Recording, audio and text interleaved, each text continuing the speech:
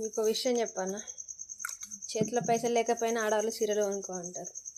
ఆషాఢం వచ్చింది అసలే, మొగళ్ళని ఇబ్బంది పెట్టైనా సీరియల్ కొంటారు. ఎన్ని సీరియల్ ఉన్నా ఎన్ని డ్రెస్సులు ఉన్నా వాళ్ళకి సరిపోవు. మేము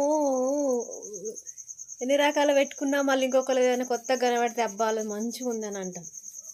పాపం మొగోళ్ళు ఒకటే పాయింట్ లేకుంటే ఓ 3-4 పాయింట్లు, ఓ 4-3 అంగీలు, అవే ఎప్పుడు ఫంక్షన్లకు అవే వేసుకొని పోతారు. ఇంటికాడ గవ్వే డ్రెస్సులు వేసుకుంటారు.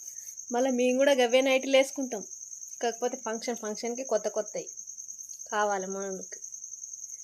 అందుకే ఆషాఢం వచ్చింది, షాపింగ్కి వెళ్ళి రబ్బా. నేనైతే ఏ షాపింగ్ చెయ్యా, ఎందుకంటే పైసలు వృధా చేయడం నాకు ఇష్టం ఉండదు. అది కష్టపడితేనే వస్తాయని నాకు తెలుసు. కష్టపడి సంపాదించినోనికి ప్రతి రూపాయి విలువ తెలుస్తుంది. మీద భర్త సంపాదన, అమ్మ నాన్న సంపాదన, వాళ్ళ వీళ్ళ సంపాదన మీద బతికేటోళ్ళకి పైసల విలువ తెలియదు. అనవసరంగా ఖర్చులు ఎక్కువ పెడతారు. అందుకే ఏ రూపాయిని మనం సంపాదించినప్పుడు పైస విలువ తెలుస్తుంది. పైస విలువ తెలిసినప్పుడు మనిషికి ఖర్చులు తగ్గించుకుంటాడు. ఫస్ట్ ఆఫ్ ఆల్ ఖర్చులు తగ్గించిందంటే ఆ మనిషికి పైస విలువ తెలిసిందని అర్థం.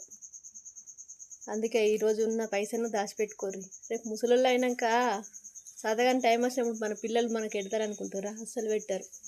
మనం ఈరోజు అత్తమామని ఎట్లా ఎదుగుతున్నాం? నీకు వేసుకోరాదా, కాళ్ళు లేవా, రెక్కలు లేవా అంటున్నాం. రేపు మనల్ని కూడా అట్లే అంటారు. అందుకనే కొంచెం రూపాయి ఉంటే దాచుకోర్రి, రేపటికి యూజ్ అవుతుంది. ఈ విషయం మీకు నచ్చితే ఒక లైక్, ప్లీజ్ సపోర్ట్ మీ. ఒక సబ్స్క్రైబ్ చేసుకోండి ప్లీజ్.